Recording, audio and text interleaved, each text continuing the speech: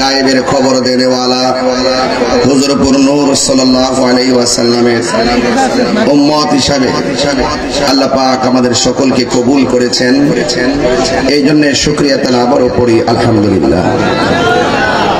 ভাইরা আমার, আজকের এই মাহফিল দিনের বেলায় অনেক ত্যাগ তিতিক্ষার মাধ্যমে অনুষ্ঠিত হতে যাচ্ছে।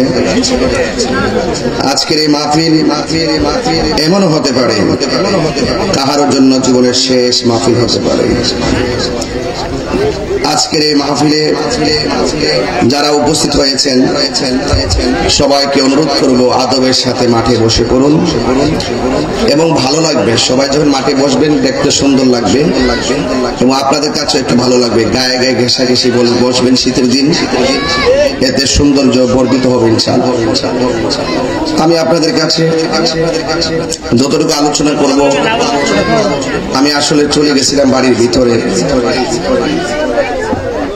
মাহফিল কমিটিরা যার বাড়িতে গেছিলাম তিনি আমাকে খাওয়ানোর জন্য অনেক চেষ্টা করেছেন। আমি বলছি ইনশাআল্লাহ যাওয়ার সময় খাওয়া দাওয়া করে যাব, আপনি চিন্তা করবেন না। একটা আয়োজন করে মহব্বত করে আমি জানি আমার শুক্রবারে যারা গেছে আমার আন্ত তারা দেখতে পারে যে কত লোক আমি ফালাই দিয়ে এসে বসছি এবং কিভাবে যে ধাক্কায় দুঃখে আসছি না আমার তো আমি জানি। এরপরও কোলাইতে পারতেছি না, দৌড়ায় আসছি পাচা কত। এরপর মনে করেন বিভিন্ন বাজার টাজার এই ইত্যাদি, এরপরে শেষ পর্যন্ত আসছি। আর নীলাখাত গ্রামে আমার জন্য কোনো কমার্শিয়াল একদম দূরের এলাকা এটা না। নীলাখাত, মুগরা, পরান গাজীর আশেপাশ সহকারে গঙ্গাসাগর, ছোট গাঙ্গাইল, বড় গাঙ্গাইল, এরপরে এই যে অঞ্চলটা আছে এই এলাকাটা আমার নিজের বাড়ি। কথা বলেন ঠিক কিনা? তো ঘরের ছেলে ঘরে আসবে, ঘরের ছেলেকে ঘরে আনার জন্য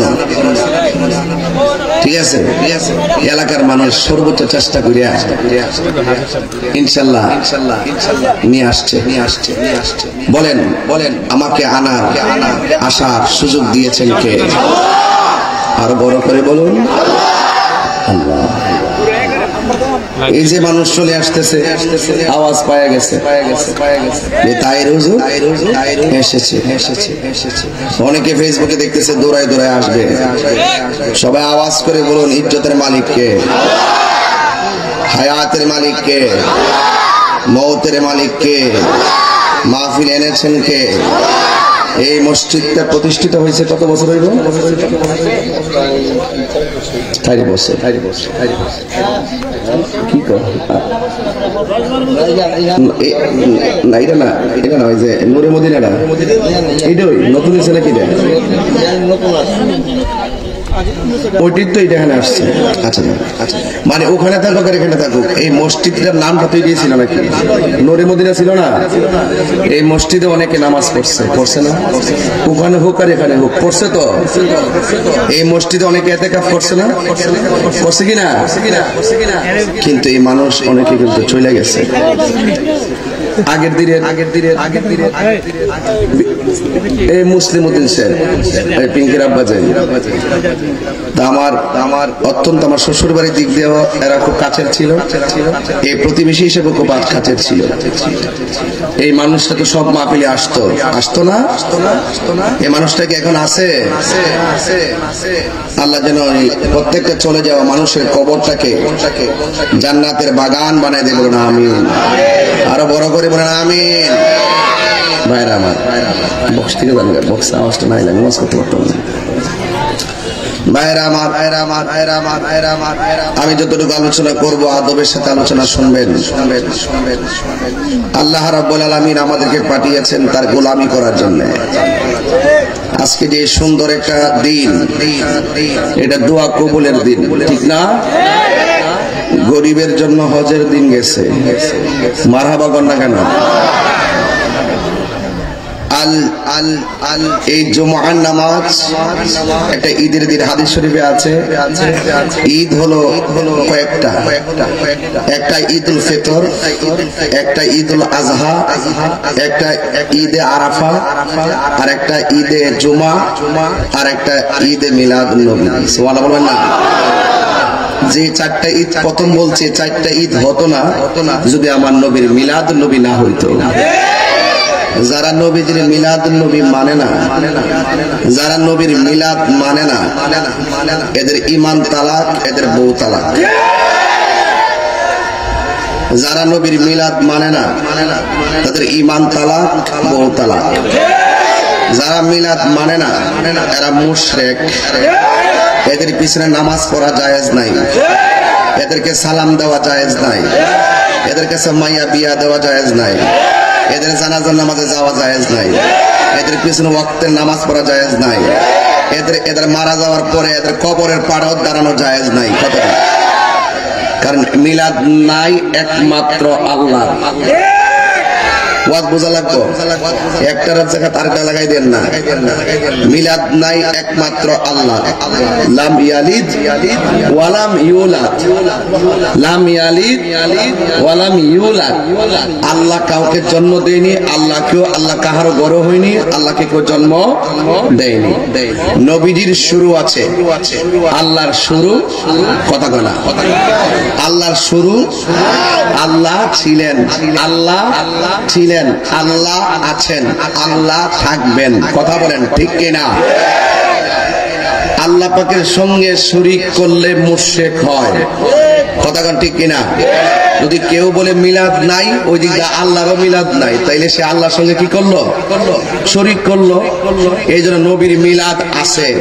নবী হইল সৃষ্টি, আল্লাহ হইল স্রষ্টা। কথা বলেন ঠিক কিনা? নবী হলো সৃষ্টি, নবী হলো সৃষ্টি, আল্লাহ হলো স্রষ্টা। এই জন্য কুল্লু মান আলাইহা ফান, সব ধ্বংস হয়ে যাবে। যিনি ছিলেন, যিনি আছেন, তিনি থাকবেন। জবানটা খুলে বলুন তিনি কে? আল্লাহ। তাইলে আমরা আগে ইমানটা ঠিক করা লাগবে। ইমান যদি ঠিক না থাকে, বাবারে জুম্মাজের নামাজটা পড়েছেন, নামাজটা কবুল হয়েছে কিনা জানেননি? ওয়াক্তের নামাজে পড়তেছেন, কবুল হয়েছে কিনা জানেননি? যাকাত যে দিচ্ছেন, কবুল হয়েছে কিনা জানেননি? এখন সারা জীবন নামাজ পড়ছেন, কবুল হয়েছে কিনা এটাই জানেন না। এখন কিতা লইয়া কোন ফুজিটা লইয়া উঠবেন? হজে যাইবেন, ফুজি লাগতো না? এখন যদি ফুজি যদি না থাকে, আপনি কেমনে যাবেন? এখন আপনি জানেন না এবারটা কবুল হয়েছে কিনা। এখন আল্লাহ যদি বলে, এই তোরার নামাজ কবুল হয়েছে না, আমরা উপায় আছে? আমরা আল্লাহর কাছে ওইটা বলতে পারবো, আল্লাহ নামাজ পড়ছি, পড়ার মতো পড়ছি কিনা জানি না। তুমি কবুল করছো না, যদি এটা আগের থেকে জানতাম তাহলে আর একটু বালা করে পড়তাম। কবুলের গ্যারান্টি কার্ডটা লইলাম হলে, ওয়ারেন্টি কার্ডটা লইলাম হলে, এটা তো তোমার হাতে রাখিয়ে দিচ্ছ।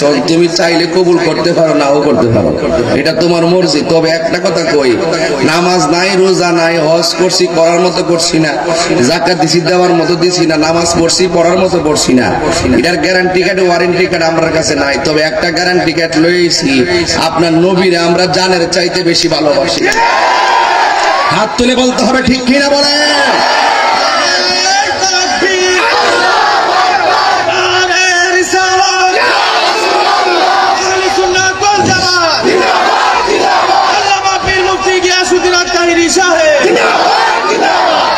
আমি কি বোঝাতে পারছি? তাইলে দিন শেষে নবী ছাড়া কোনো উপায় একটাও ছিল আমার নবী। কথা কোন ঠিক কিনা? রাসূল বলছেন, শাফাআতি লি আহলিল কাবাইর মিন উম্মতি, আমার উম্মত যদি কবিরা গুনাহ কইরা ফেলায়, হাসরের মাঠে যদি তারা আসামি হয়ে যায়, তাহলে আমি আল্লাহর হাবিব, আমি নবীজি, ওই তার অন্তরে ঈমান থাকার কারণে, আমলে ত্রুটি হওয়ার পরও ঈমান থাকার কারণে আমি তাকে সুপারিশ করে জান্নাতে নিয়ে যাব। তো যেই নবীজি আমাদের শেষ ভরসা, এই জন্য সুন্নিরা নবীর পাগল। আর বাংলাদেশে যারা চেয়ারের পাগল আর ক্ষমতার পাগল, আমরা এই সমস্ত দান্দামি করি না। আমরা যদি ধর্ম নিয়ে কথা বলি, ধর্মটাই আমাদের সবার আগে। কথা কন ঠিক কিনা? কথা কন ঠিক কিনা বলেন? এই জন্য ধর্মটা আগে, এরপরে দেশ। ধর্ম নিয়ে আমরা চর্চা করব, দেশকে প্রেমের সাথে সাজাবো। কথা বলেন ঠিক কিনা? আমরা দেশের কিছু মানুষ আছে দেখবেন, বাবারে বাবা চেয়ারের লাগে আর ক্ষমতার লাগে উচিত কথা বলে ভুলে গেছে গা। হক কথা কয় না, যদি আবার মামলা টামলা হয়। আর আমার কথা হইলে যে হক কথা কমই, যদি এত কোনো আমার অসুবিধা হয় দুনিয়ার আদালতে হবে, কিন্তু আল্লাহর আদালতে তো আমি পার পেয়ে যাবো। কথা বলেন ঠিক কিনা? এই জন্য বাবা পায়ে হাত দিয়ে কইলাম, আপনারা যদি একটু মাঠে আসেন তাহলে আমার কাছে ভালো লাগবে আর কি। কারণ আপনার এর মাঝখানে ফাঁক রাখলে এই জায়গাটাতে শয়তান বইব। আপনি এসে বসেন, কারণ আমার তো আমি কিন্তু অ্যাভেলেবল আসতে পারি না আপনাদের এলাকায়। দেখেন পুরা মাঠ কানায় কানায় মানুষ দাঁড়িয়ে আছেন। আপনারা একটু মেহেরবানি করে ভিতরে বসুন, এরপর মানুষ যারা জায়গা পাবে না তারা দাঁড়াক। এখন জায়গা থইয়া আপনার দাঁড়ায় থাকলে এই জিনিসটা খারাপ লাগে। বাবা আপনারা আসেন, এই জুমার দিন আয়েন, কাঁধে কাঁধ মিলান না, হাতে হাত রাখেন না। এই সুন্নি ভাইরা কেমনে দাঁড়াইতেন? আয় ফেরেন মহব্বতে, আয় ফেরেন জুতারে কইলে আয়েন, সুন্দর করে কাঁধে কাঁধ মিলায় বসে দুরূদ শরীফ পড়েন। আল্লাহুম্মা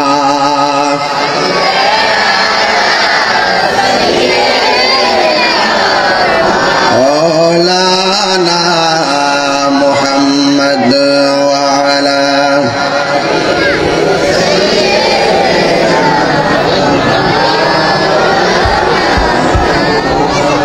দরদ মাকা কণ্ঠে পড়ে লা ইলাহা লা ইলাহা ইল্লাল্লাহ লা ইলাহা লা ইলাহা হাসবি রাব্বি জাল্লাল্লাহ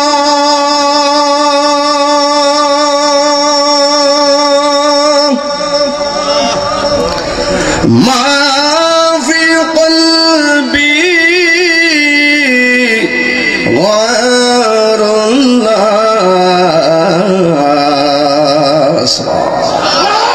পড়ল নূর মুহাম্মদ কেউ তুলেন লা ইলাহা লা ইলাহা লা ইলাহা আনতাল হাদি আনতাল হক লাইসাল হাদি ইল্লাহু সুবহানাল্লাহ পড়নুল্লাহ মাওজুদা ইল্লাল্লাহ লা মাকসুদা ইল্লাল্লাহ লা ইলাহা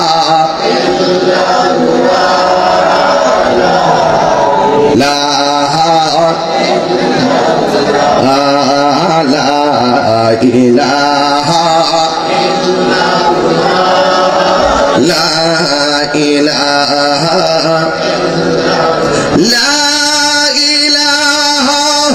ইল্লাল্লাহ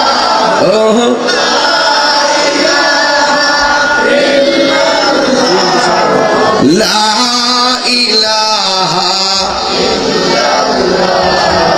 লা ইলাহা লা ইলাহা ইল্লাল্লাহ। জি জি মারহাবা বলেন। আজকে আমাদের এলাকার গণ্যমান্য ব্যক্তিবর্গের উপস্থিতিতে আজকের এই প্রোগ্রামটি প্রাণবন্ত এবং প্রেমময় হচ্ছে। কথা বলেন ঠিক কিনা? সবাই বলে মারহাবা, নারে তাকবীর, নারে রিসালাত, আহলুস সুন্নাত ওয়াল জামাত। গভীর মনোযোগ, বেশি বাড়াবো না, জবানটা খুলে বলুন ইজ্জতের মালিককে। আল্লাহ রাব্বুল আলামিন আমাদেরকে ডাক দিয়ে বলতেছেন, ইয়া আইয়ুহাল্লাযীনা আমানু আমিনু বিল্লাহি ওয়া রাসূলিহি। সুবহানাল্লাহ। আল্লাহ বলেন, হে ঈমানদারগণ, তোমরা ঈমান আনো আল্লাহর উপরে। বলেন খুঁটিবিহীন আসমানটা বানাইছে কে? আমাদের এই বাঁশিটা বানাইছে কে?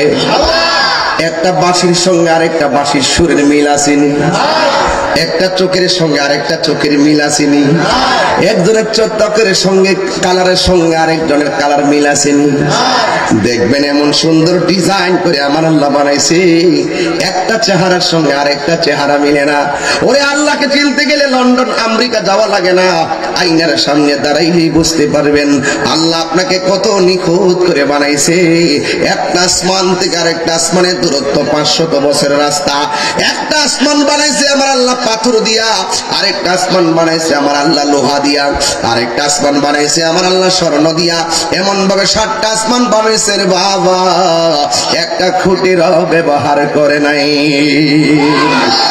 আল্লাযী খালাকা সাবআ সামাওয়াতিন তিবাকা।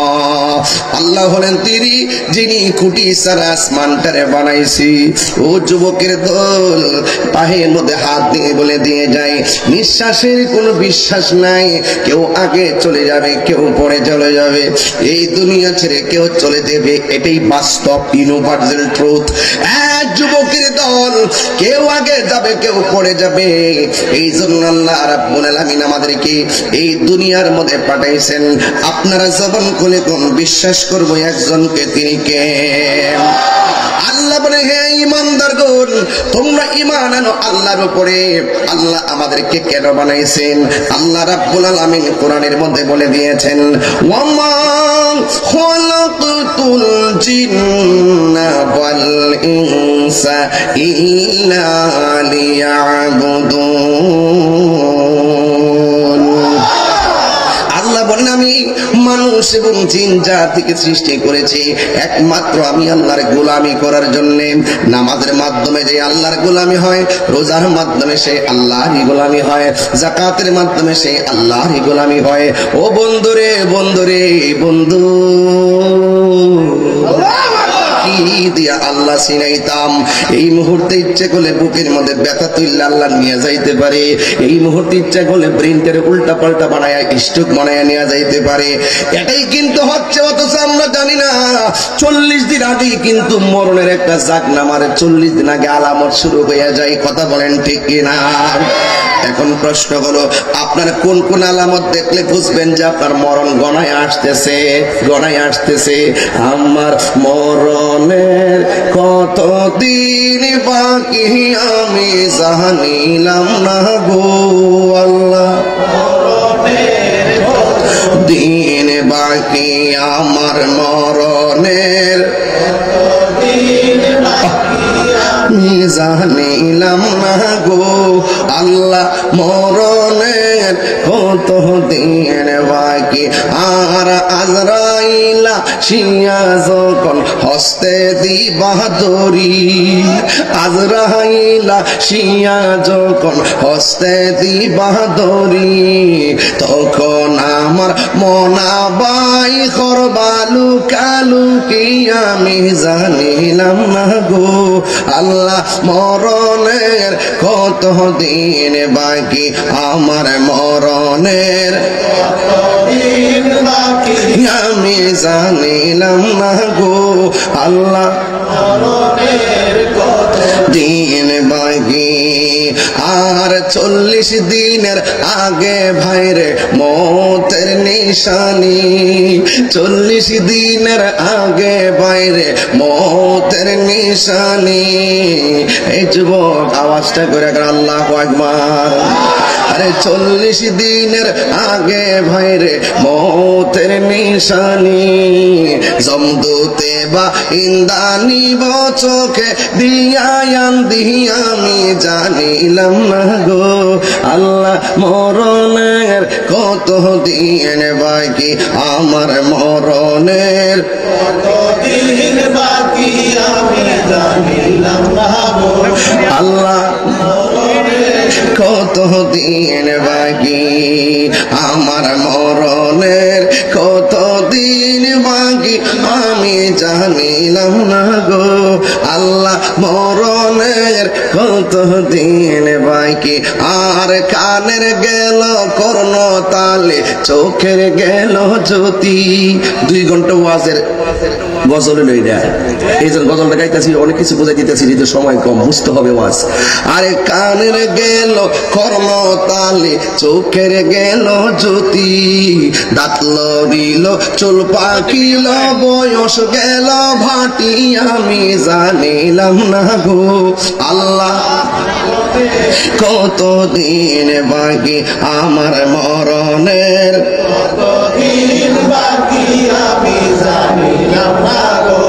আল্লাহ মরণের কত দিন বাকি আমার মরণের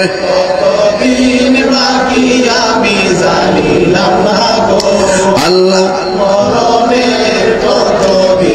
হায়াত হইল হাতে বাইরে মত হইল পায়ে হায়াত হইল হাতে বাইরে মত হইল পায়ে জয় আল্লাহু আকবার বলা যাবে না আর জোরে কর না আল্লাহু আকবার কোন জায়গা যার মরণ লেখা সেই জায়গা নি জানে কথা কোন ঠিক কিনা কে কোন জায়গায় মরবে কেউ জানে না এটাই ছিল আমার ওয়াজ আপনারা বলেন জানে কে বাইরে ও ভাই এই এই আমার জাদুমণিরা আসেন একটু মাঠটা বসেন মাঝখানে শয়তানটা বসতে দিবেন না ওরা লাথি মারেন শয়তানটা লাথি মারেন আপনার প্রেমিকরা মাঠটা বইরা যান আমার শান্তি লাগবে কারণ মানুষ তো আসতেছে এগুলো এসে দাঁড়াইতে হবে আবার এখানে আসেন বাবা রাগ করেন না এই কার সাথে রাগ করে আমার কথা শুনেন না আপনারা শুনতেন না আপনারা একটু আরাম করে বসেন দেখবেন মাঠটা অনেক সুন্দর লাগবে বারবার বলছি অনেক ভালো লাগবে বাবা আপনি একটু এসে বসুন আপনারা তো মহব্বত করেন আমি জানি অনেক কিন্তু আপনারা বসুন দেখবেন মাঠটা সুন্দর লাগবে রাগ করবেন না আমি যদি বলি যে বসুন আপনি গাটটা ফিরে বাড়ির যান গা তাহলে বুঝবেন যে শয়তান আপনাকে মাঝখান থেকে বসায়া তাওয়াজ্জু দিয়া দিছে কথা কোন ঠিক না বেরে এই তাওয়াজ্জুটা দিতে দিয়েন না শয়তানটা লাথি মেরে উড়াই দেন কথা কোন ঠিক না বেরে মসজিদে খালি রাখতে নাই গায়ে গিয়ে লাগে দাঁড়াবেন মাঝখানে ফাঁক রাখবেন না এগুলো শয়তান এসে দাঁড়ায় কথা কোন ঠিক না সবাই বলেন আল্লাহুম্মা সাল্লি মাশাআল্লাহ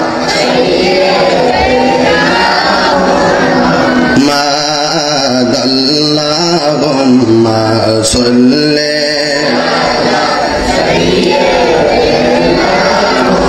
আহমদ নবী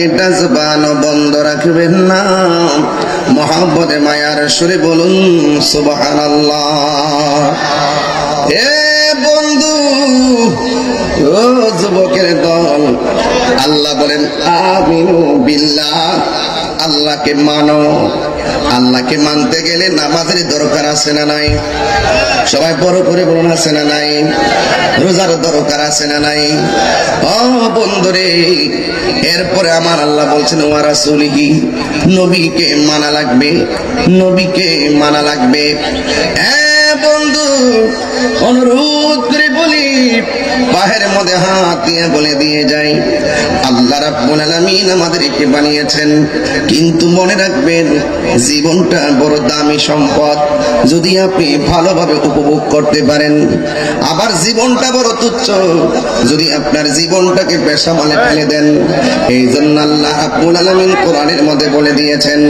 ইয়া আইয়ুহাল্লাযীনা আমানু দুখুলু ফিস-সিলমি কাফা শুধু মুসলমান নামে হলে চলবে না মুসলমানের ঘরে জন্ম হলেই ইমানদার হওয়া যায় না ইমানদার হওয়া বড় ভাগ্যের ব্যাপার আমার নবীকে যদি আপনি ভালোবাসতে চান নবীর সাহাবায়ে কেরাম নবীর যেমনি ভালোবাসছেন এমন ভাবে আপনাকে ভালোবাসা লাগবে নবীর একটা সাহাবী যার নাম হলো হযরতে কাতাদা চিৎকার মেরে কি আল্লাহু আকবার বলা যাবে না ও বন্ধু, নবীকে ডাক দিয়ে বলে, নবী গো, ও মায়ার নবী, দয়ার নবী, যুদ্ধের ময়দানে আমার দুইটা চোখ পড়ে গেছে, যুদ্ধের ময়দানে আমার দুইটা চোখ পড়ে গেছে, গালের মধ্যে চোখ দুইটা চলে গেছে। ইয়া রাসূলুল্লাহ, যুদ্ধের ময়দানে আইসা আমার দুইটা চোখ জ্বলে গেছে, দুইটা চোখ যে জ্বলে গেছে। ইয়া রাসূলুল্লাহ, এই চোখ দুইটা আপনি ভালো করে দেন।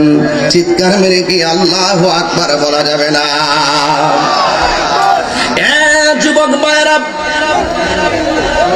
এ যুবক ভাইরা, আল্লাহ রাব্বুল আলামিন কোরআনে বলেছেন, ওয়ালা তাকুলু লিমান ইউকতালু ফি সাবিলিল্লাহি আমওয়াত বাল আহইয়াউ ওয়ালাকিন লা তাশউরুন। আল্লাহ বলে, আমার পথে যারা জীবন দেয় ওরা হলো জিন্দা, এরা মরে না, এরা জিন্দা। হকের প্রশ্নে জীবন দিতে রাজি আছেন না নাই? আর জোরে কোন রাজি আছেন না নাই? সাহাবায়ে কেরাম জীবন দিতে শহীদ হয়ে গেছে, প্রয়োজনে হকের প্রশ্নে আমরাও জীবন দিয়ে শহীদ হয়ে যাব। কথা বলেন ঠিক কিনা? মাথাটা ঠান্ডা আছে, আবহাওয়া ঠান্ডা আছে, গরম করবেন না। আপনারা জবানটা খুলে কোন হকের জন্য জীবন দিয়েছে সাহাবায়ে কেরাম। কথা বলেন ঠিক কিনা? বলেন। সাহাবী ডাক দিয়ে বলি, ইয়া রাসূলুল্লাহ, নবী গো, ও মায়ার নবী, যুদ্ধ করতে আসছিলাম আপনার সাথে, কিন্তু বিয়াদবরা আমার দুইটা তীর যখন চোখের মধ্যে দিল, এই দুইটা তীর চোখের মধ্যে লাগার পর আমার চোখ দুইটা ঝুলে গেছে, গালের মধ্যে চোখ দুইটা পড়ে আছে। ইয়া রাসূলুল্লাহ, মেহেরবানি করে চোখ দুইটা আপনি ভালো করে দেন। আমার নবী, আপনার নবী ওই সাহাবীরে ডাক দিয়া বলে, সাহাবীরে, ও কাতাদা, তুমি কি চোখ চাও না জান্নাত চাও? জোরে কর না মারহাবা। তুমি কি চোখ চাও না জান্নাত চাও? বড় কঠিন প্রশ্ন। রাবিয়া বসরিরেও প্রশ্ন করছিল, রাবিয়া গো, তুমি কি জান্নাত চাও না জাহান্নাম চাও? রাবিয়া বসরিকেও প্রশ্ন করছিল, এ রাবিয়া, তোমার আমি চারটা প্রশ্ন করব, চারটা প্রশ্নের উত্তর যদি তুমি দিতে পারো তাইলে আমি তোমাকে বিয়ে করব। রাবিয়া বসরি বলছিল, রাবিয়া বসরিকে হাসান বসরি বলছিল, কষ্ট হচ্ছে আপনাদের? তোমার আমি বিয়ে করতে চাই। হাসান বসরি জানে রাবিয়া বসরির চেহারা বেশি সুন্দর না, তার গালগুলা ভাঙা, তার চেহারাটা বেশি সুন্দর না, টাকা পয়সাও তেমন নাই। হাসান বসরি বলছে, রাবিয়া রে, আমি তোমার বিয়ে করতে চাই। রাবিয়া বলল, চারটা প্রশ্ন করবো, যদি উত্তর দিতে পারেন তাইলে আপনাকে বিয়ে করব।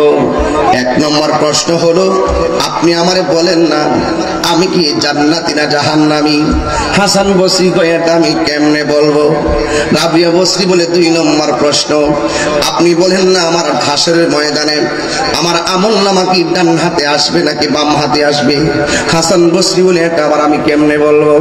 রাবিয়া বসরি বলে, আগে বলেন না মিজানের পাল্লাটা যেদিন টান দেওয়া হবে আমার নেকের পাল্লা বাড়ি হবে না বদরের পাল্লা বাড়ি হবে? হাসান বসরি কয়, এটা আমি কেমনে বলবো? চার নম্বর প্রশ্ন করেছেন, আপনি বলেন না যেই দিন জাহান্নামের উপরে ফুলসিরাতটা কায়েম করা হবে, যেই দিন মানুষ কচুরি পানার মতন কাইটা কাইটা জাহান্নামের আগুনে পড়বে, ওই ফুলসিরাতটা চুলের চাইতে ঠিকানো হবে, আপনি বলেন না আমি ওই ফুলসিরাতটা পার হইতে পারবো নি? এবার রাবিয়া বসরি কথা শুনি না, হাসান বসরি বলে, এটা আমি আবার কেমনে বলবো? হে বন্ধু রে, হ বন্ধু। হাসান বসরি উত্তর শুনে রাবিয়া বসরি কয়, আমি তো এই জান্নাত যাব না, জান্নাত পাবো নাকি জাহান্নামে যাব, এই চিন্তায় আমি মশগুল আছি। জাহান্নামের আগুনে তো কঠিন, কেমনে আমি পার হব? কেমনে আমি হাসরের ময়দানে ময়দানে আল্লাহর দরবারে মুখ দেখাবো। এই জন্য আমি সবসময় আমার মনিবের জন্য পাগল। এই জন্য আমার ডিস্টার্ব করেন না, আমার আল্লাহর জন্য আমি দিওয়ানা। জাহান্নাম এত কঠিন, জাহান্নামের মুখের মধ্যে যদি এই পৃথিবীর সমান একটা পাথর মুখে দিয়ে দেয়, এই পাথরটা জাহান্নামের নিচে যাইতে 70,000 বছর লাগবে। এমন গভীর একটা জাহান্নাম। জাহান্নামের আগুনের রং হলো অন্ধকার। এই অন্ধকার আগুনে আমি কেমনে থাকবো? যখন ওই আগুনের কথা চিন্তা করি তখন আমার ভালো লাগে না। এই জন্য আমি দুনিয়াদারির চিন্তা করতে পারি না। আবার জান্নাতে যাইতে গেলে অনেক শর্ত আছে, অনেক কোয়ালিটি আছে। জান্নাতে যাইতে গেলে আমি সেই কোয়ালিটি অর্জন করতে পারছি কিনা এটা নিয়ে আমি বড় চিন্তার মধ্যে আছি। আমি পারবো না। তবে একটা কথা শুনিয়া দিয়া যায়, জাহান্নামের আগুনও বুঝি না, জান্নাতের শান্তিও বুঝি না। যে জান্নাতে দেয় আমি তার পাগল, যে জান্নাতে দেয় আমি তার পাগল, যে জাহান্নামে ফালায় আমি তারই পাগল। জোরে কোনা মারহাবা, আর বড় করে কোনা আল্লাহু আকবার। আমার দয়াল নিল আমার মন কারে।